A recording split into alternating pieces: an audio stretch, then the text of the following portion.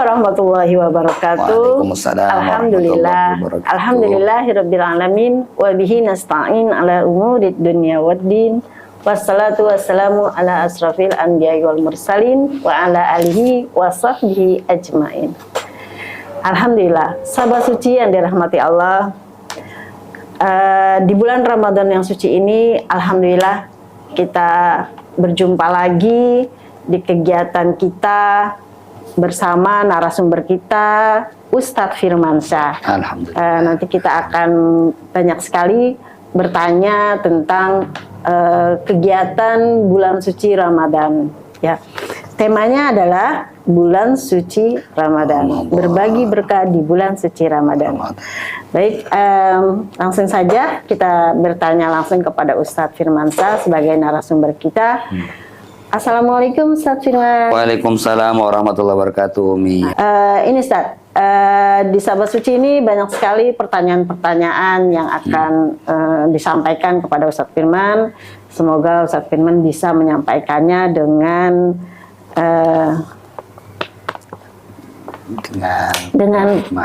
penuh hikmah, ya. Keutamaan bulan suci Ramadan.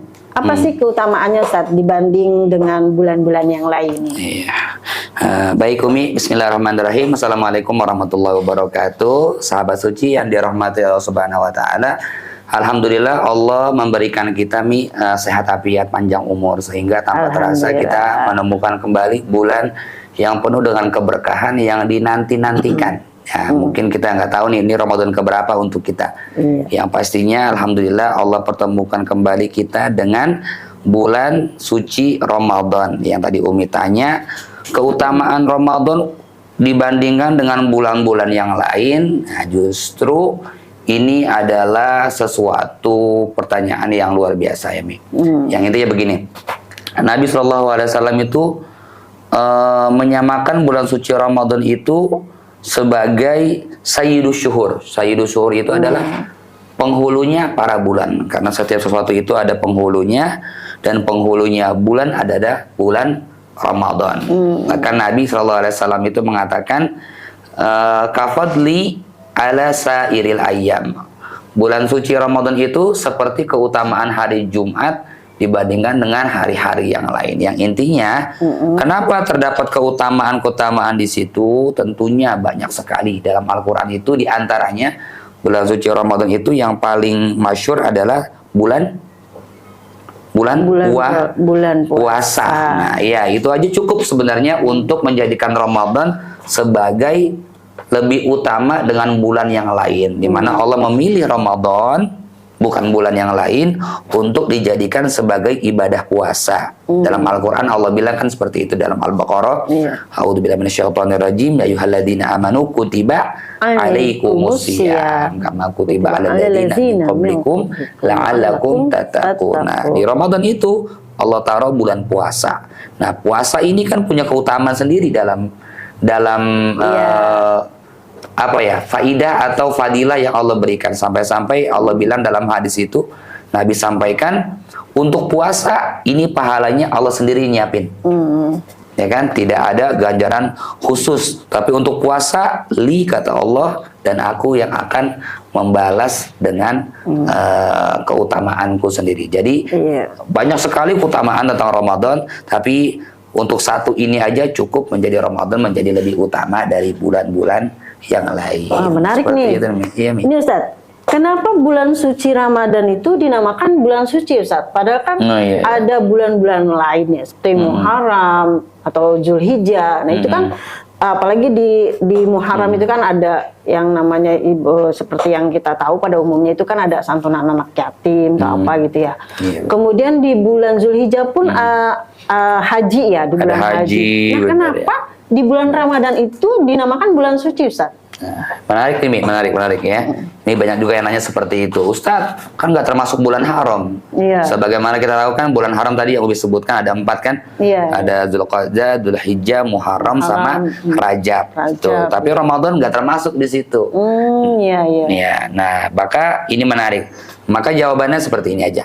Ya, gampangnya. Kenapa Ramadan disebut sebagai bulan suci? Jawaban singkatnya, karena bulan suci, bulan Ramadan ini bisa membuat orang yang mendapatkannya itu mensucikan dirinya. Subhanallah. Contoh gini, contoh. Kalau di bulan luar Ramadan ya, kadang-kadang kita susah ngerem. Iya. Contoh ada hal-hal yang biasa kita lakuin yang kita nggak sadar itu ngabisin pahala. Iya. Apa itu? Ngomongin orang. Nah, gibah ya. Gibah itu kan paling resep tuh. Iya. Ya, apalagi ditambahin kopi, ditambahin gorengan, puasa, itu makin puasa. makin lama tuh itu makin enak ngomongin orang tuh, Mi, nggak berasa. Nah, biasanya itu ngomongin orang kita demen banget tuh. Nah, pas Ramadan kadang-kadang orang ngerem. Kayak ada rem gitu ya. Wah, puasa gitu ya. Yang biasa ngomongin orang aja, jangan ngomongin orang. Lagi puasa gitu ya. Puasa nih nanti bisa batal. Nah itu kan sesuatu yang bisa mensucikan diri seseorang dari kesalahan dan dosa. Nah itu satu contoh aja. Nah, itu Ramadan sebagai rem bisa menjadi rem yang sangat pakem untuk seseorang untuk mensucikan dirinya. Itu keistimewaannya, Ustaz. Nah, itu keistimewaan.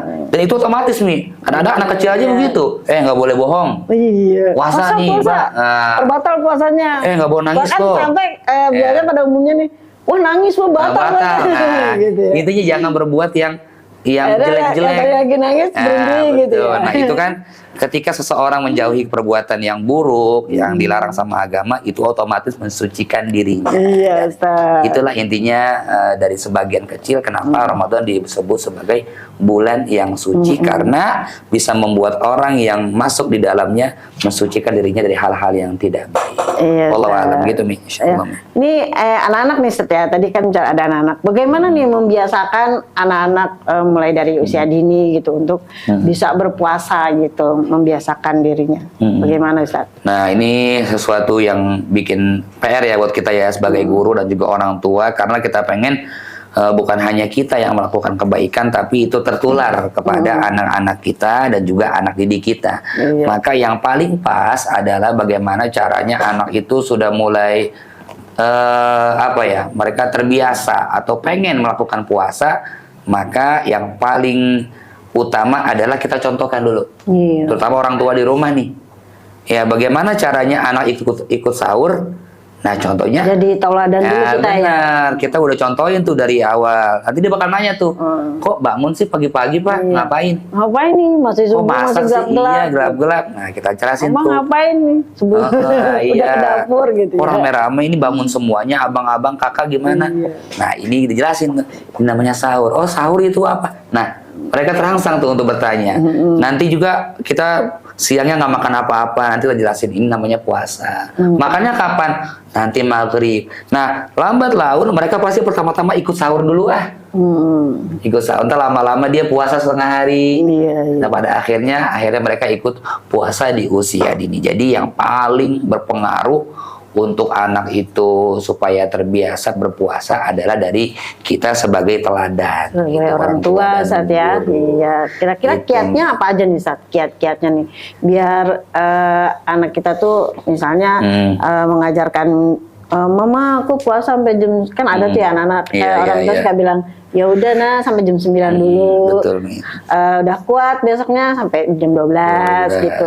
Nah, itu kira-kira boleh apa enggak, satu? Misalnya, terus kiat-kiatnya apa aja gitu. Baik, Umi, itu kan sebagai, kalau dalam bahasa ilmu tasawuf itu sebagai tadrib pendidikan dini untuk anak. Ya, itu dia. Jadi anak itu tadi di awal saya ucapkan bahwasannya dirangsang untuk melakukan hal-hal baik. Maka saya tuh diantara yang saya sering gunakan metode ini untuk anak-anak di rumah itu, saya sering ajak dia keluar rumah. Terutama itu Iftar tuh menjelang buka tuh saya keluar rumah. Kemana saya? Bukan hanya ke tempat beli buka bersama, tapi saya liatin tuh orang-orang yang mereka itu hidup di jalan, yang mereka nggak punya tempat tinggal, tapi tetap mereka berpuasa tuh, lihat dia. Mereka walaupun dagang, walaupun mereka nggak punya rumah, tetap puasa. Nah, kita masuk yang punya rumah segala macam. Jadi sering banget kita contohkan contoh-contoh, kemudian kita ceritain tuh cita-cita sahabat Nabi, bagaimana mereka berpuasa. Nah itu lambat laun itu mereka tertarik untuk melakukan puasa. Seperti itu. Apa yang mesti kita lakukan nih Ustaz agar puasa kita ini mendapat pahala yang sempurna gitu dari awal Ramadan sampai akhir Ramadan. Terus biasanya kan ada 10 hari terakhir ya Mi ya. Pertama 10 hari, kemudian 10 hari terakhir juga gitu. Baik, agar puasa kita sempurna. Apa aja nih Ustaz yang harus kita lakukan? Iya, ini adalah sesuatu yang diimpikan oleh seorang hamba ya Mi, ketika ibadah dia, apa yang dia lakukan itu mendapat pahala yang besar dari Allah Subhanahu wa taala, zahir batin. Jadi bukan hanya terlihatnya ibadah, tapi sesuai dengan yang diajarkan oleh Nabi Shallallahu Alaihi Wasallam. Karena dalam hadis itu ada ancaman Mi, diantaranya begini. Artinya itu banyak orang yang berpuasa kata Nabi, tapi dia nggak dapat dari puasanya kecuali lapar dan haus. Kok? Oh ternyata ada nih di hari kiamat nanti ketika dia minta pahala dari Allah, Allah bilang nggak dapat apa-apa. Berarti nggak ada pahala sama sekali. Kenapa demikian? Nah ini yang mesti kita warning. Nah bagaimana kita puasa kita sempurna? Nabi ngajarin tuh jangan ngelakuin hal-hal yang bisa membatalkan puasa. Nah ini di apa aja nih? Ya kurang lebih ada 5 nih. Ya, karena ibadah itu menjadi sempurna kalau kita mengerjain 2 Mi. Yang pertama kerjain ketaatan, yang kedua tinggalkan larangan. Nggak bisa nih satu doang nih ngerjain ketaatan tapi masih ada. Ya kalau bahasa kitab itu namanya STMJ. Apa itu? Sholat terus maksiat jalan. Masya Allah. Nah ini banyak nih kita dapatin. Itu tadi Nabi bilang dia puasa tapi nggak dapat apa-apa kecuali lapar sama haus. Nah maka selain ini tadi taat kita sama Allah, puasa betul-betul ninggalin hal-hal yang membatalkan puasa. Nah ini jauhi larangan. Ada 5 nih. Kata Nabi yang bisa yufattirna shaim, membatalkan pahala puasa. Ini mesti dijauhi supaya puasa kita sempurna. Yang pertama apa? Kadzib, puasa jangan bohong. Nah ini paling gampang nih bohong nih ya. Kadang-kadang kita nggak senang dibohongin orang. Iya. Tapi kalau bohong kesel banget kan. Nah, ini hati-hati. Walaupun sama anak kecil. Tapi kadang lupa Ustaz. Nah itu dia. Makanya manusia itu mesti disering diingatkan ya. Kalau lupa nanti pembahasannya ada lagi. Yang penting jangan bohong, usahakan ya. Yang kedua ghibah tadi ya, ngomongin orang, keburukan orang. Ini jauhi gosip-gosip nih. Nonton acara-acara yang ngomongin orang itu ya. Kalau nonton drakor itu gimana Ustaz? Nonton drakor itu nanti kita akan bahas di part selanjutnya. Ya, nah ini yang kedua ya, usahakan jangan banyak ngumpul di siang hari nih, hati-hati dah ya. Yang ketiga, apalagi ngumpulnya di itu ya, di kafe. Di kafe gitu. Ada pisang gorengnya. Ya, ada kopi. Ya udah itu lain lagi ceritanya. Yang ketiga, namimah. Namimah itu provokasi orang supaya gimana orang itu bertengkar sama domba. Yang keempat, yaminul kadzibah. Yaminul kadzibah itu bohong dikuatkan sama sumpah. Demi Allah aneh enggak, padahal dia double tuh. Ini lebih lagi. Dan yang paling sering nih di zaman sekarang yang dilakuin khususnya untuk anak-anak muda nih dia yang terakhir. Apa itu? Wan nadzaru bisyahwah. Memandang orang yang bukan mahram dengan pandangan syahwat. Nggak mesti lihat langsung. Kadang-kadang ini nih di sini kita buka nggak sengaja scroll. Nah, kadang-kadang itu bisa lama kita bertahan di situ. Gitu. Bisa membatalkan pahala puasa. Mungkin itu Mi. Jadi jauhin hal-hal yang bisa membatalkan pahala puasa. Karena rugi nggak kita puasa capek-capek. Nggak dapat apa-apa ya. Kayak Umi kerja sama saya nih misalnya, ya di showroom mobil saya nih. Ya, udah sebulan kerja sama saya, pas minta gaji Umi nggak saya kasih, gimana perasaannya? Wah, sakitnya tuh sini ya. Iya. Nah di hari kiamat kita nggak bisa begitu, bisa ngelawan malaikat emang. Kata malaikat ente nggak dapat pahala, loh mau ngelawan kita malaikat nggak bisa kan? Kenapa? Karena itu kita melanggar hal-hal yang bisa membatalkan pahala ibadah tersebut. Ya kita minta sama Allah, mudah-mudahan Allah sempurnakan pahala puasa kita dan Allah berikan kita janji yang Allah telah tetapkan dalam hadisnya. Allah ampuni dosa-dosa kita yang telah lalu. Amin amin ya rabbal alamin. Jadi gitu Mi. Alhamdulillah. Alhamdulillah sahabat suci, tadi sudah banyak sekali ya kita bertanya tentang sekitar Ramadan. Alhamdulillah sahabat suci, Nanti kita akan bahas lagi di dalam tema yang di luar seputar Ramadan. Alhamdulillah tadi sudah dijelaskan panjang lebar sama Ustadz Firman, dan semoga puasa kita mendapat keberkahan dari Allah Subhanahu wa Ta'ala. Amin amin ya rabbal alamin. Terima kasih. Billahi taufiq wal hidayah. Wassalamualaikum warahmatullahi wabarakatuh. Waalaikumsalam warahmatullahi wabarakatuh.